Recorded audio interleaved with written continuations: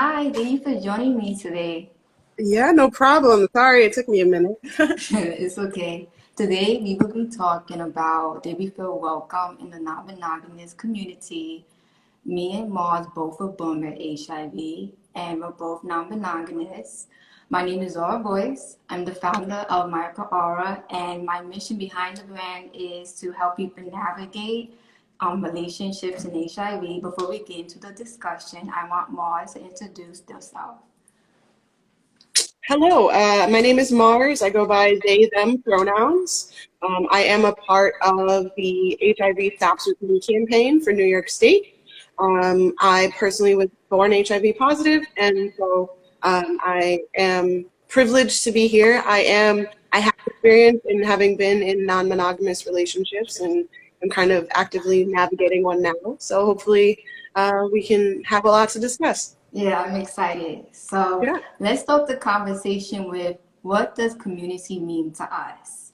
And I'm going to start first because I don't want to put you on the spot, but then you're going to have to go first sometimes too. So to me, community is when I feel like I can go to someone or people that can understand my experiences and I can help they can help me get insight on what we have in common. So like for example, if we both like volleyball, I want to go to a community where I can learn new things about volleyball. I can spend time with them about volleyball and and that what community means to me. What's a community mean to you?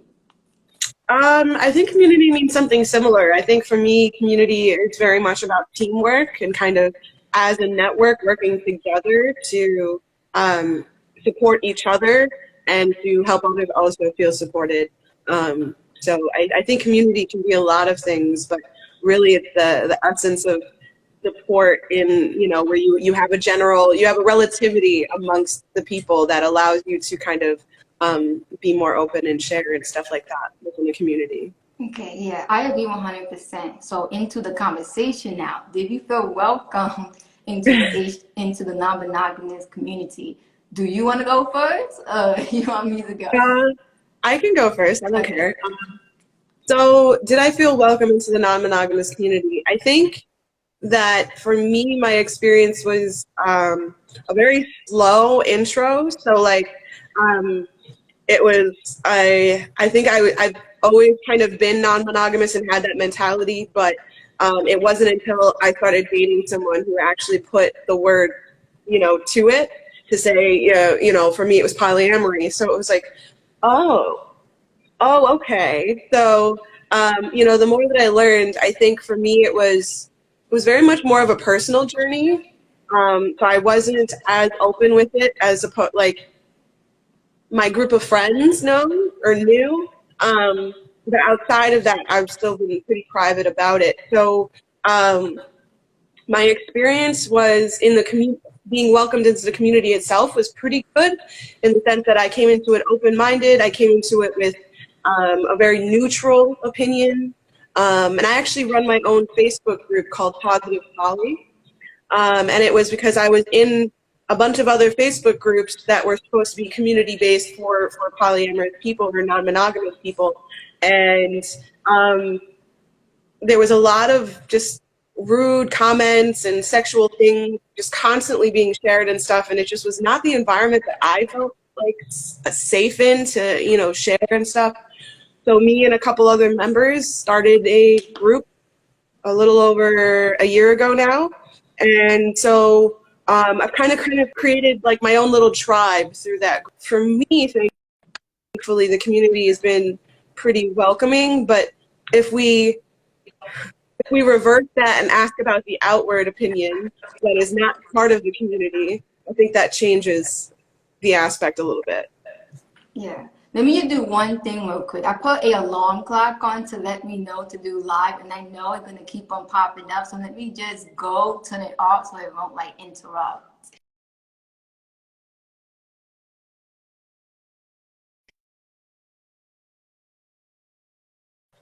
Okay, I'm back. But yeah, I agree 100% with what you're saying. You're going to go create your own community so that you can be in a community that you want to be in. right? And for me, when it came to me feeling like if I was welcome in the non-monogamous community, like at the beginning, kind of like you, like I didn't, I feel like I always was non-monogamous, but you know, we live in a monogamous society, so you're not really like really understanding like what's really going on with you. You're just thinking, at least for me, I spent so many years trying to convince myself one day I'm gonna be monogamous, right? I don't feel it yet, but it's gonna come. And honestly, I did not really seek non-monogamy at the beginning. I was seeking like sex positivity and like better sexual education around HIV. And me being in those spaces also exposed me to like non-monogamy. And when I heard people talking about it, I was like, oh, that's the feeling that I feel. So it was crazy because I was kind of like documenting all of it on my Instagram page because I became public about my status last year, and that was before I even like enter the sex positive non-monogamous community. And I would like go to like the in-person events before COVID, and then I was like do a review about the event. I would come home and do a review. So that's how I got exposed to, I guess, like kind of taking ownership of me being non-monogamous. But did I feel welcomed? Yes and no. I say yes because I related with them when it came to like how I felt about sex and non-monogamy, and they never made me feel like I wasn't supposed to be in that space. But how I did not feel welcome was that I felt like they wasn't talking about. I didn't feel welcome because they wasn't talking about people living with HIV. Like I was not really included in the conversation. Like I was, but I wasn't. Like I was allowed to be there, but you're not going to talk about people with HIV. And I always felt like that was interesting because if you're in a sex positive space, I feel like you should talk about, you know, having a positive mentality around STDs. And I was only in like the in-person community for a little bit because then COVID happened, and then I went to like the online community because they started doing Zooms and stuff. But I never really felt that they were having conversations around people with STDs, which, like I said, I feel like that was odd. If you having like multiple partners, then I think that would be a concern for some about the STDs. But it's like they don't really talk about that part. So that's one main reason why I created my Paara, so that we can have those type of conversations. No, I love that. I think that it's needed, and I have a lot of respect for you going and creating that, you know, the community that you're creating. I had experience going, you know, pre-COVID, going out into the community. There was this group that used to meet. They used to meet like once a month or something like that, and so it used to just like meet at a restaurant and had like the back room reserved off so that way we could have conversations about just about anything and it not bother any other customers or anything like that. Even though we were not judging each other, we know that, you know, there's a lot of stigma that comes with non-monogamy, and just the conversations can be a little like, you know, people tend to, you know, turn their head like, how does that work? You know, but again, I agree with you though. Sexual health was not at the forefront of that. You know, it really wasn't talked about at all. And as someone who is immunocompromised with HIV, that's one of the first 5 things I tell you. Right. So it's just like, for that to not be a part of the conversation of like, okay, what STDs could you have? What STIs might you have? What are the possibilities? You know, because there's more than just HIV, but people don't really, you know, people really don't jump to HIV first most of the time, right? Yeah. As far as what they could get and catch. But they also, once they hear HIV, at least for me, for a long time, I forgot that I was even susceptible to any of the other STDs. Like, I had to have my doctor like remind me, like, hey, do you want to be tested for these things? Because it's still possible. And I was like, oh, me having HIV, I just thought I had like the worst of them, but I don't. So it's definitely discouraging, but yet intriguing on how, I mean, non-monogamy isn't just all about having multiple sexual partners anyway, right? You know, you can have multiple partners and it not be sexual.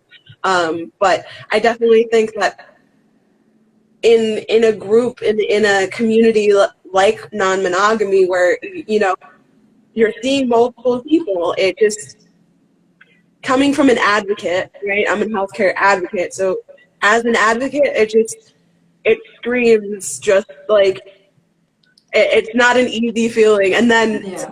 you know, top it off, now we're in COVID, so I'm just like, yeah, no, I'm fine.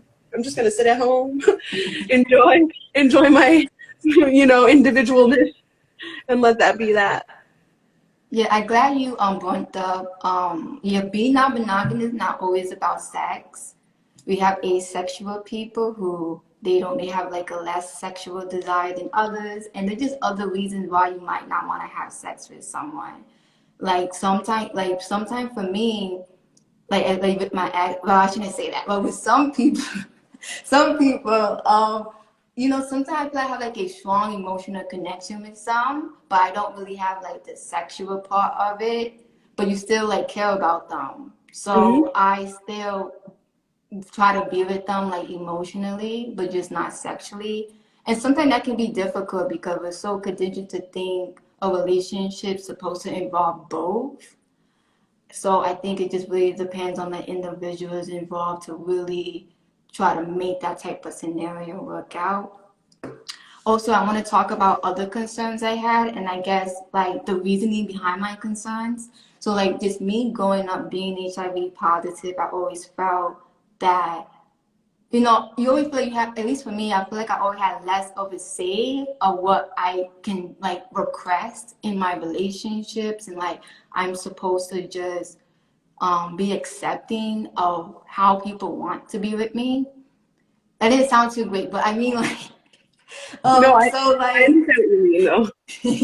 so what I mean is like when it comes to like revealing my HIV status when I was private, it kind of similar to like counting your bodies. It's like you don't want you like you're very like selective in who you tell. So like being non-monogamous, you know, you have to tell like multiple people most likely. And I had to like become more comfortable with that. Also, I was concerned about like my partners not being comfortable with other people knowing that they were with someone who had HIV, because I've always been really overprotective of my partners when I was more private with them. What I mean by private, more like a closed type of scenario, because I also do have casual sex, and casual sex can still be kind of private because you're not really letting your other casual sex partners know that you're having sex with somebody else type of thing. But sometimes in non-monogamy, everybody can know what everybody doing, depend on like the dynamic. So like one of my concerns was just people not being okay with um people like being public about being with someone who have HIV.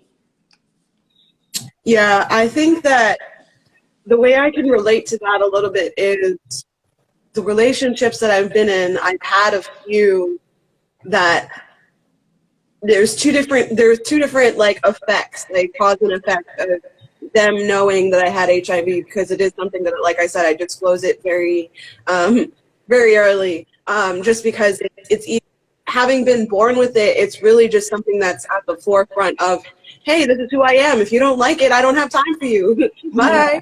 You Yeah. know, that's where I'm at in my life at this point. You know, I lost a lot of friends and things along the way, you know, growing up when they found out. But at the end of the day, they're not really your friends.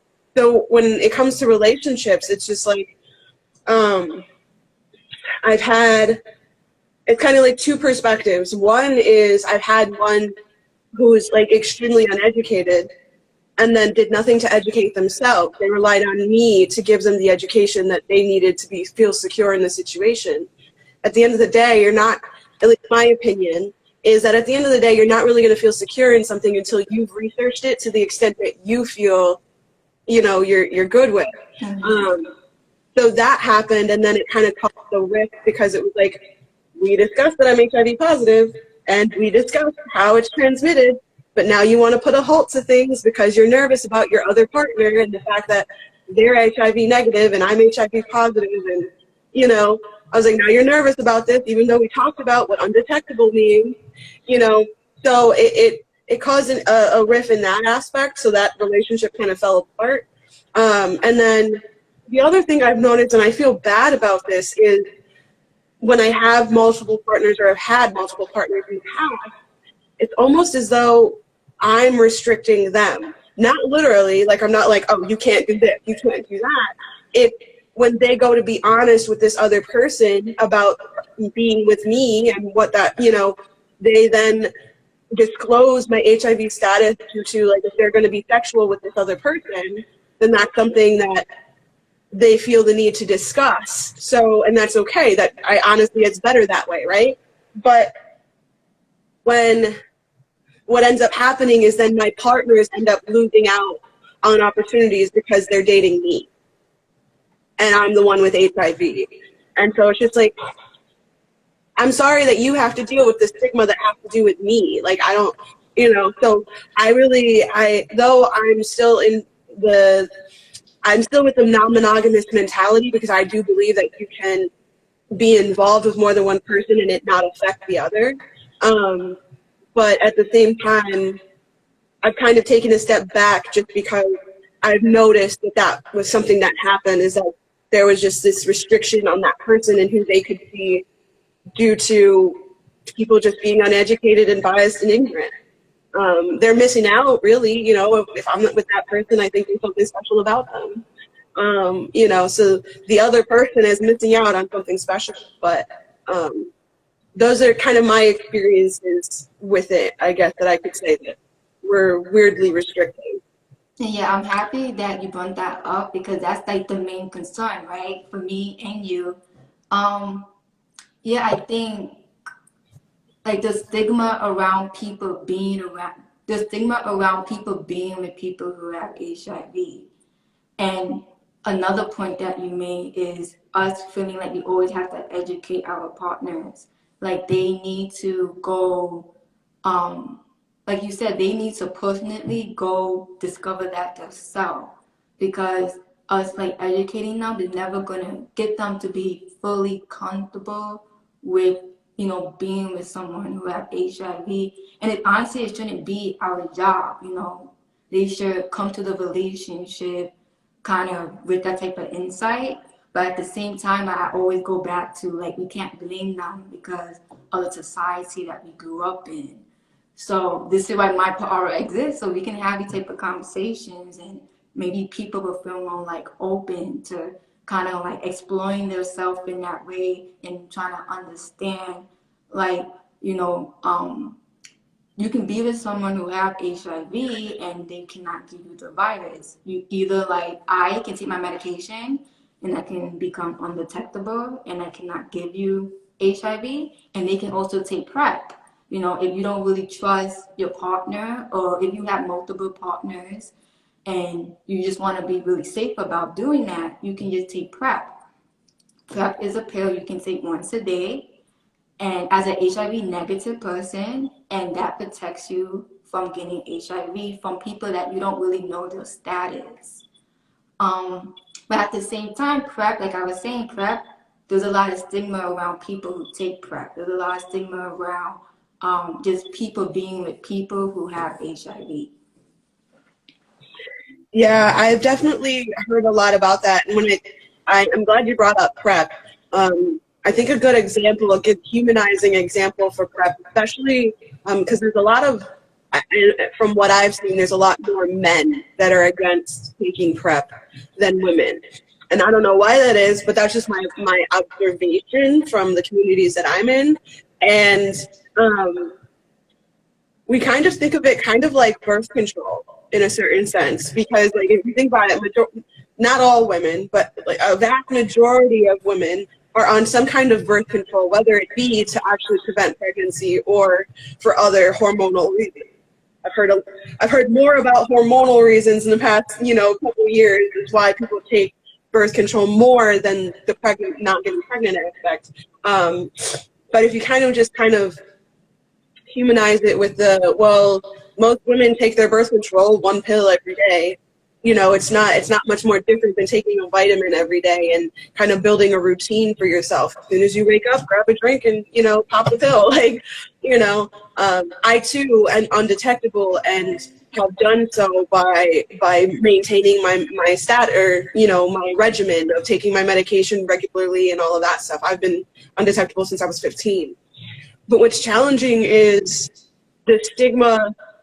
The stigma is almost like it's stuck in the 90s still.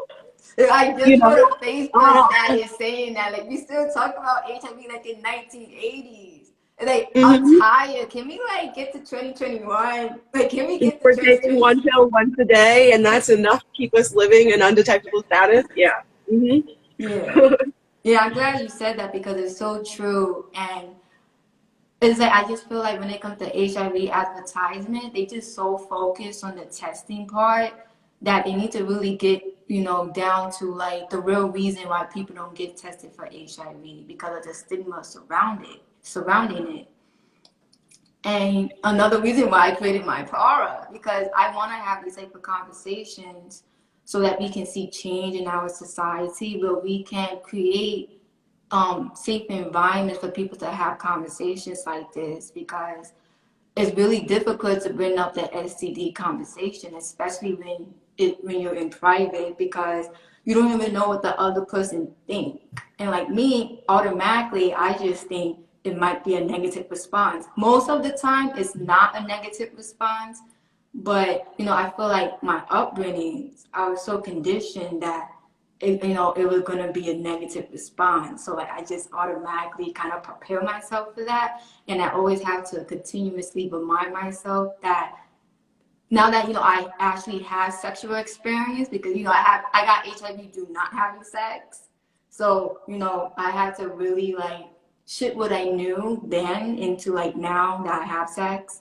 So now it's like I feel that I don't really get a lot of negative responses. But the issue I do see is people not having a conversation. It's like I disclose my status, and that's the end of the conversation. You know, like they don't even ask questions or nothing. I say what I need to say, and then they say they okay or they not okay, and then you never ever talk about the conversation ever again. And like me, I'm so overprotective. It's like I don't want to like make this a big deal, because I don't think it's a big deal. But I also want them to like, I just want to know like their perspective, or I just want to like know, I just want to make sure they're comfortable, you know. But sometimes I feel like asking them could make them uncomfortable. Like, why are you making that a big deal if it's not a big deal? So It's definitely a tricky conversation to navigate. I've definitely had my share of awkward conversations where they don't say anything or just say okay, and then, you know, majority of the time the relationship would die out pretty quickly. But yeah, I don't know. It's definitely challenging to have that conversation. I think for me, I've been having that conversation for so long though that I'm almost taken off guard when I get a negative response now, thankfully. But like I have had positive feedback. So when I get a negative response, I'm just like, what link can I give you? What website do you consider credible enough to like, you know, but some of the best relationships I've been in have been the people who were either already educated because they work at like a testing clinic or something like that. So they were already educated on all the STDs and STIs and how they work, including HIV and AIDS. The other is, yeah, actually, some of the best relationships I've had of people who have been accepting have been because they worked in clinics and had that background.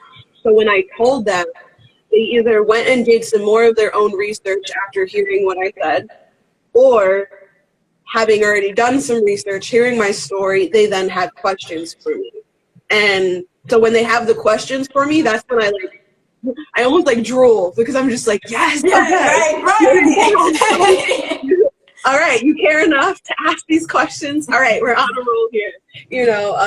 And that hasn't happened in every relationship. So, but some of the more successful ones definitely they had that reaction where it's just kind of like, I expect something to happen in your eyes, whether it's you being honest and saying you need to do more research to be comfortable, or you telling me, I have never even heard of that, or I have no idea how it works. Can you tell me?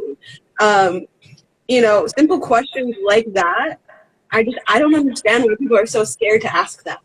But for those who are afraid to ask them, if any of them are watching, I don't know. I can't be, Let us know in I the can't be the comments. only direct person, right? Like, I like you to be direct. Either you want to be with me or you don't. Either my HIV has a factor in you wanting to be with me or it doesn't. It doesn't need to be more complicated than that. Yeah, I think it just have a lot to do with, like, listen, I don't know too, okay? But I don't know. I think it have a lot to do with just us not being educated on how to have that kind of conversation. Like, sexual education really just teach people to just stay away from people who have STDs and kind of act like it's not going to really happen to you type of thing. So I think when they get in those type of situations, they're not really prepared to really have the conversation. And also I feel like maybe they just don't want to like say something mean, or they don't want to sound like uneducated, because they might feel like they're supposed to be educated and they just feel bad that they're not, or just I feel like everybody different. They can have like their own different personal reasons of why they may not I guess say something. But that's just two reasons why I think. Yeah. No, that completely makes sense. And I agree with you 100%.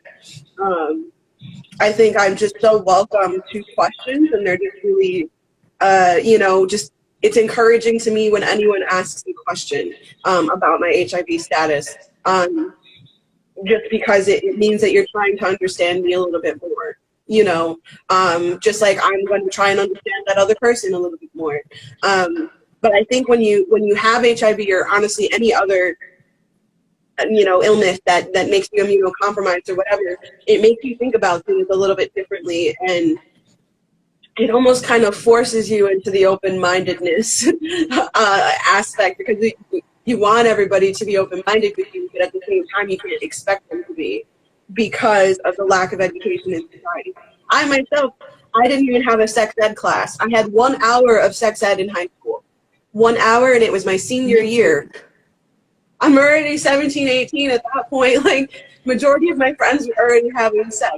I happened to not until I was already out of high school. But, the sex education just really wasn't there at all. And from an advocacy standpoint, I definitely try to educate a little bit more, but I don't know, like it's definitely a weakness and something that they're not comfortable discussions, right? Like, they are discussions that make people uncomfortable, which is why they avoid them. But I don't know. I think that people only really grow when they truly have those uncomfortable conversations. Right. That's my opinion. Yeah, that's true. Yeah, 100%. Yeah, like I just feel like my whole sex life, I feel like I had to navigate that myself. And I feel like, just honestly, in general, I think most people do, because I think we live in like a monogamous society. You're expected to have sex in a certain type of way in a monogamous relationship.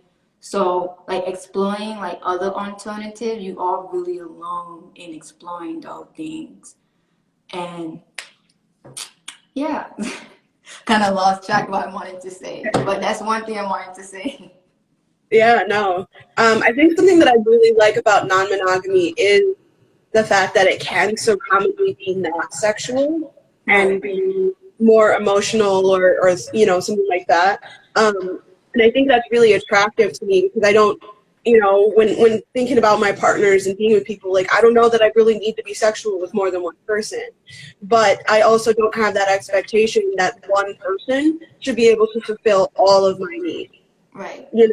So, maybe I'm really interested, this is just an example, right? Maybe I'm really interested in a crime show, and my main partner just doesn't like crime shows, but I meet this other person who will binge it with me for hours. You know what I mean? And that's what we do. We bond over popcorn and binging crime shows. Like, I think that's what really interests me about non-monogamy and polyamory, is just that you can build symbiotic, like, really close, tight relationships without them having ever really gone sexual.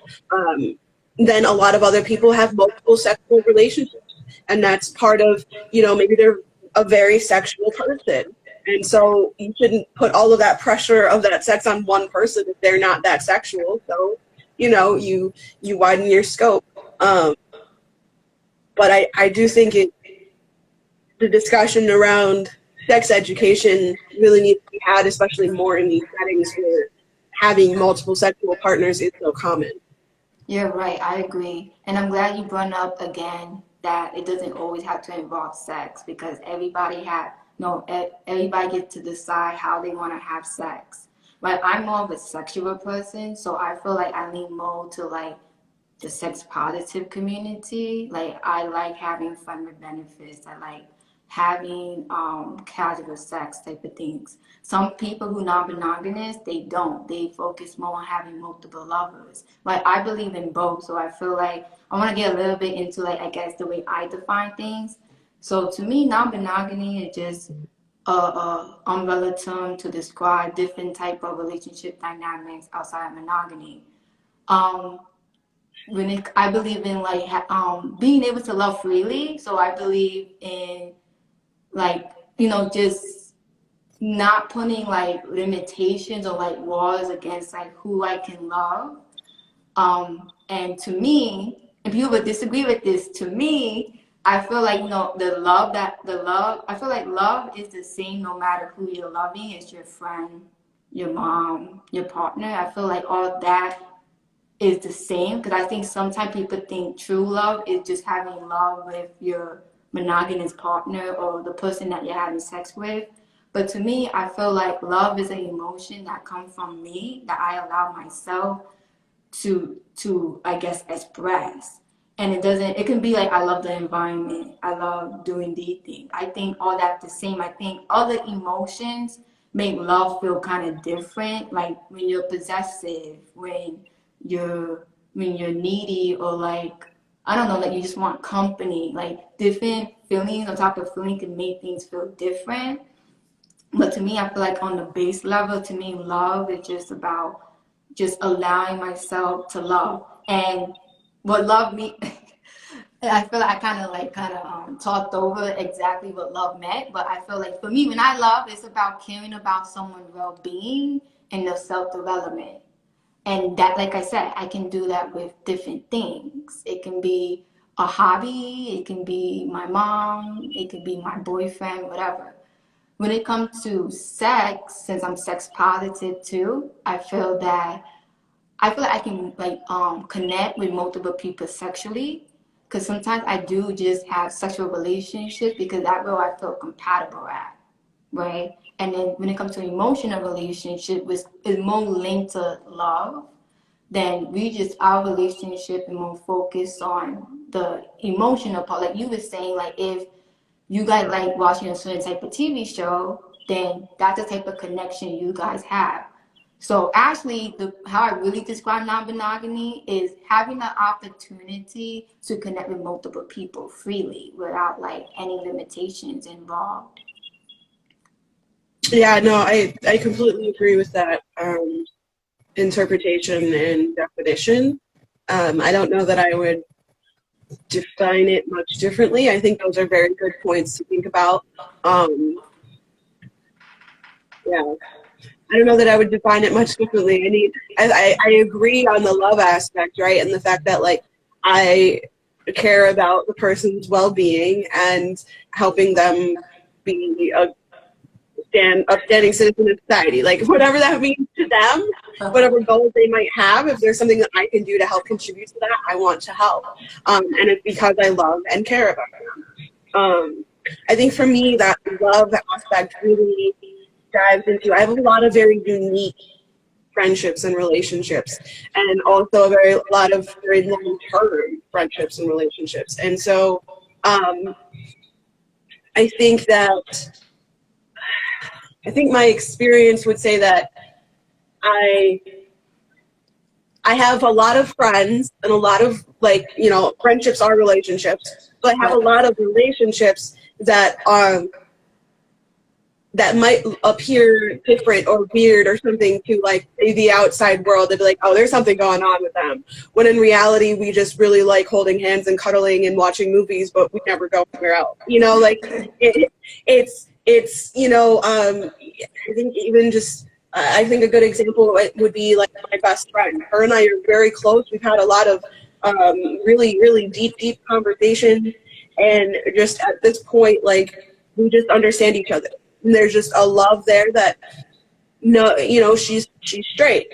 There's a love there that no guy can replace, you know? You know, we're really good friends. And, but it requires, you know, to build a friendship like that, it requires a lot of intimate moments and not necessarily sexual ones.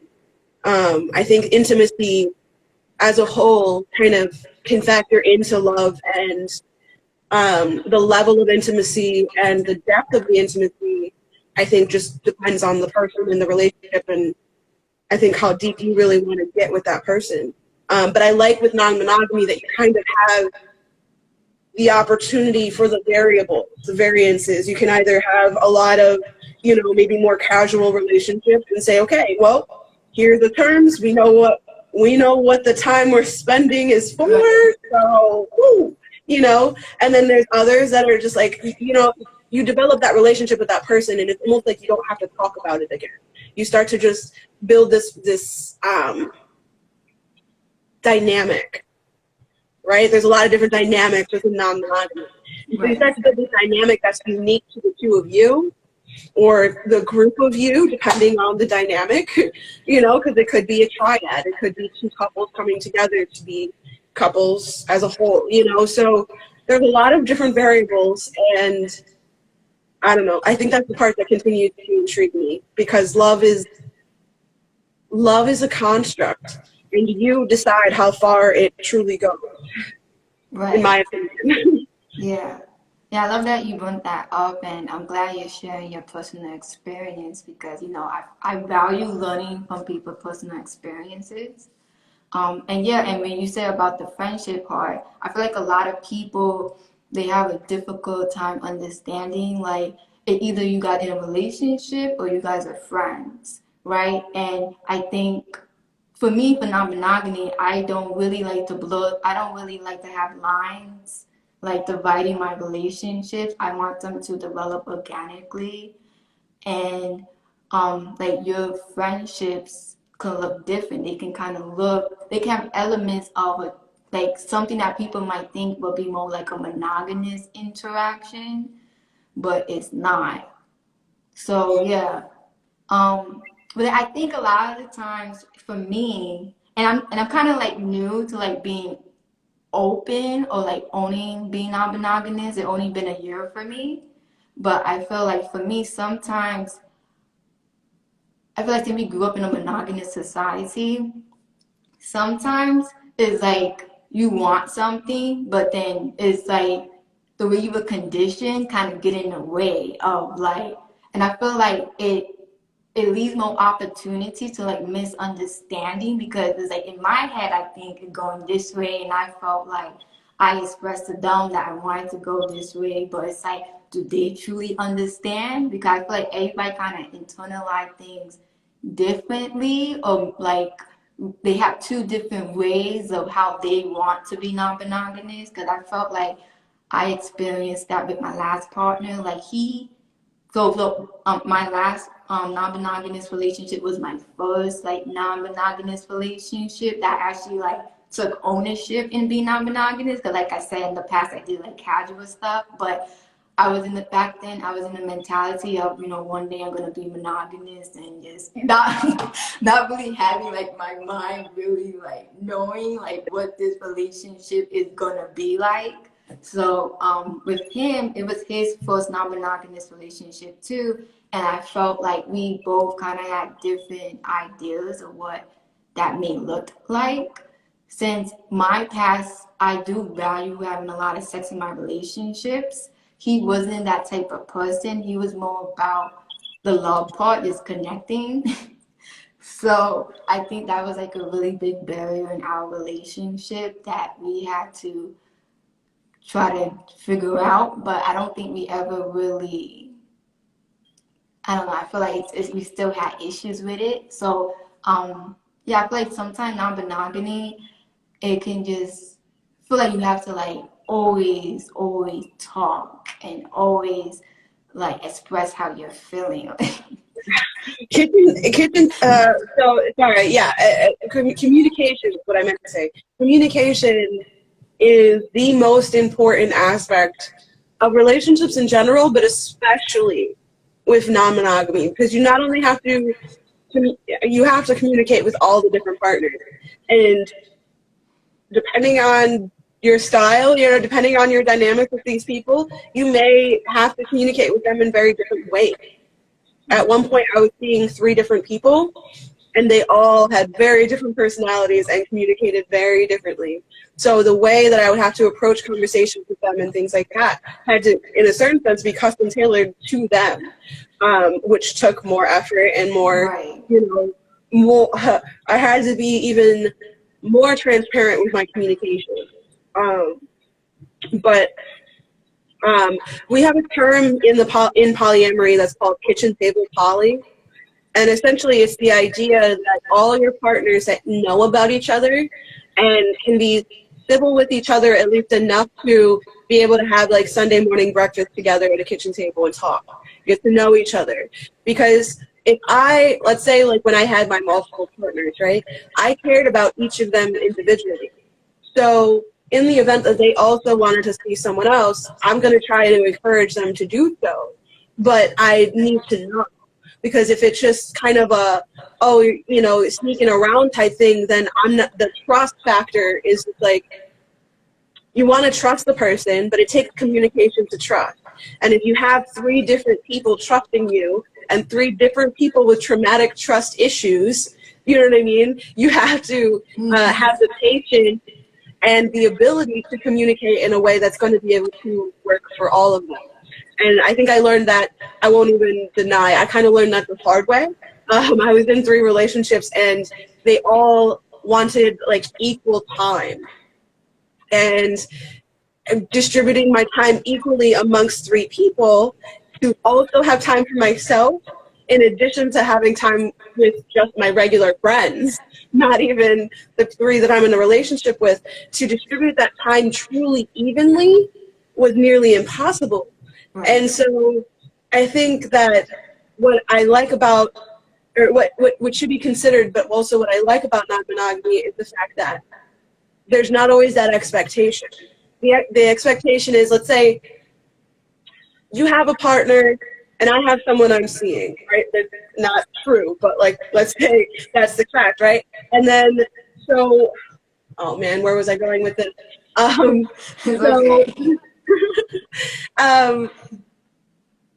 don't know where I was going with that. But essentially, the communication should be there to the point where I'm communicating with my partner about you, you're communicating with your partner about me, and then we should be able to come together and communicate about each other. But that's not everybody's dynamic. That's just the idea of kitchen table poly. Personally, that's the dynamic I prefer, because I guess I've discovered I have trust issues. I've been cheated on a lot. So I do have trust issues where I have a high standard for communication. And that comes from me kind of showing by example. And that's, I'm a forward communicator. You know, I'm one of those courtesy communicators, like, hey, I'm going out with so-and-so. I should be back around this time. I'll let you know if time changes. And then I go. But you have an idea of where I'm going and who I'm with. Not for the sake of control, not for the sake of you having to know, but that's just like me feeling better knowing you know where I'm at. And so that you could also feel secure in knowing where I'm at. You know? And when you're in relationships with multiple people, it can be challenging to keep up with that level of communication. Right. Which then makes certain partners, you get caught off guard by different things. And something for me personally, for some reason, I don't like to get caught off guard. Like I try to communicate so hard and so thoroughly that getting caught off guard is just like, how did I not see this coming? You know, like, how is this not something that was discussed? Because I'm so on top of that.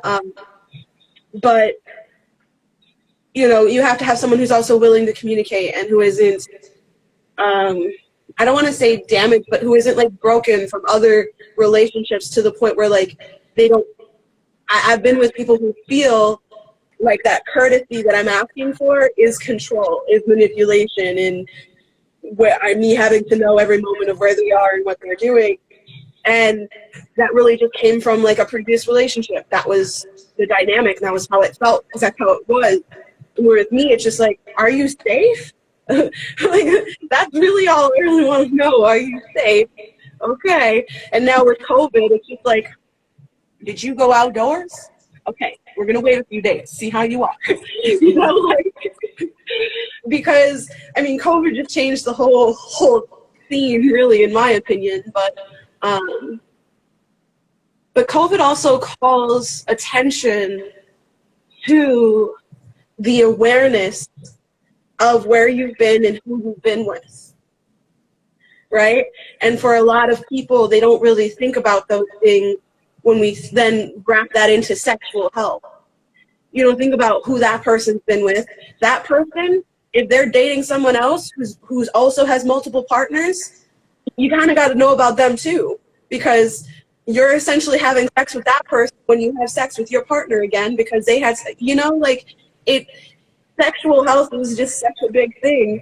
And COVID really just kind of definitely refreshed that thought process for me of like, you really have no idea of who, you know, who's been in contact with what. You really have to rely on the trust that they're telling you everything that you need to know to be safe.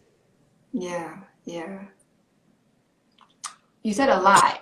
I think one thing I'm gonna add on to, which is great, I'm glad you're talking. And I think we only have 10 minutes left. So I think we have questions. I hope that they're real questions. Okay. Two, I just want to add on to something you said. Yeah, I feel like non-monogamy, when it comes to the communication part, it really have a lot to do with like your own self-awareness, and you have to really know yourself so that you can really bring what you need to the table. And I feel like in monogamy, I felt like I didn't really did that as much. I feel like monogamy is more about me focusing on them if they good. But in non-monogamy, it's like I gotta really make sure I'm good, make sure I'm happy with how things are going. Because it's like we're really building the relationship. No rules, no nothing. Like rebuilding the relationship based off of what we want it to look like. And monogamy is like, okay, these are the rules I need to follow. Let me just follow them. Like I feel like I was doing more like the bare minimum. With monogamy, I'm just playing my role. But non-monogamy is like, I get to dictate who I am in the relationship. Yeah, I think a good relationship is one that is dictated by you, that non-monogamous person. Because I do believe, I agree with you that in monogamy, it's almost like you're depending on that other person to care about you as much as you care about them. So then you guys are keeping each other secure. But with non-monogamy, it's like you're your own person going into these different segments. So you have to know for yourself what your boundaries are, what your limitations are, It's different. like that, so that you can outline them in the beginning or as you figure them out and have a successful, numerous successful relationships. Yeah, and I feel like in non-monogamy relationship, I feel like it always like evolving. It's not always the same. It's like I could wake up today and say, you know what, I'm starting to feel like this, and I kind of want to change how we do this, or I feel like there'll always like new things being brought to the table that needs to be met. At least in my relationship, I felt like my last partner, he was very, he stood up for the things that he needed. And I feel like in my past relationships, guys, they kind of just played the role of the guy in the relationship. But non-monogamy, I feel like, at least for my last partner, he was not like a very masculine guy, and I knew that going into it, and he just had different needs than what I was used to when it came to being a guy, which is fine. But it's like I'm glad he was like open about it so that I can like cater to him. So Yeah, no, I completely agree. let's see if the questions are real. I hope they. Oh, okay, good. They don't pop up on the screen until I read them. I know we've got a comment. I don't know if we've got a question. Yeah, I have a question box here. Oh, okay.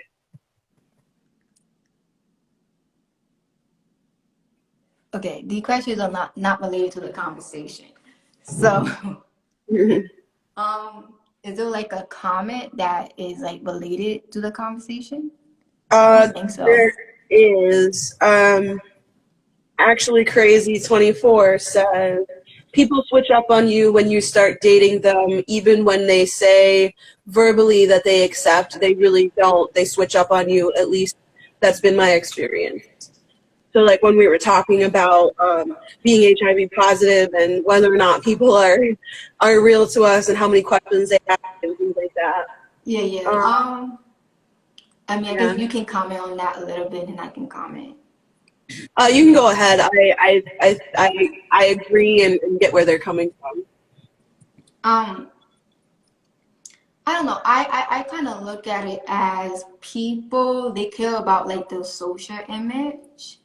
And I think socially, at least in my experience, I feel like socially people feel like they have to feel a certain type of way around people who have HIV. You know, you're supposed to view them in a negative light. Because I feel like when we talk about HIV, we're talking about it, not us, but you know, like society kind of talk about HIV in a negative way. And I feel like they don't want to be like that one person who like stands up because like why are you standing up for them? You must have HIV or you must be doing this, that, and this. So I think socially, when you publicly, people they just kind of want to just align with like the vast majority of what people say. But like in private, those same people be with people who have HIV and like I said, I think it just really depends. It's a person to person type of thing. I feel like I think it have a lot to do with them just not knowing how to navigate being with someone who have HIV and like they want to be with you, but then they're not 100% comfortable being with you because they're not educated, but they still like respect you as a human being. So I don't know. I feel like it's just different.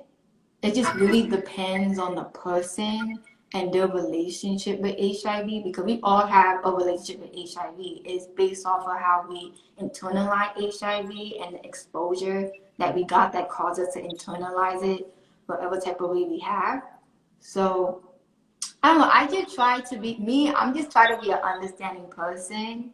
And like I said, I'm overprotective, even of the ones who do say negative things, because I kind of understand why they may feel negative about it because the messaging in society and like your social group. Like if you grew up in a neighborhood that was more like negative around things like that, then you're going to kind of, you know, say negative things. If you're in a community that's more like positive and stuff, you know, the way you think about things are going to change. So like a lot of different elements that really dictate how people react.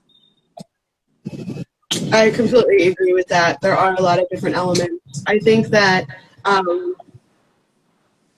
yeah, it's really crappy when people aren't just honest with you, but I agree that there's still a lot of stigma out there that unfortunately prevents a lot of constructive conversations from happening.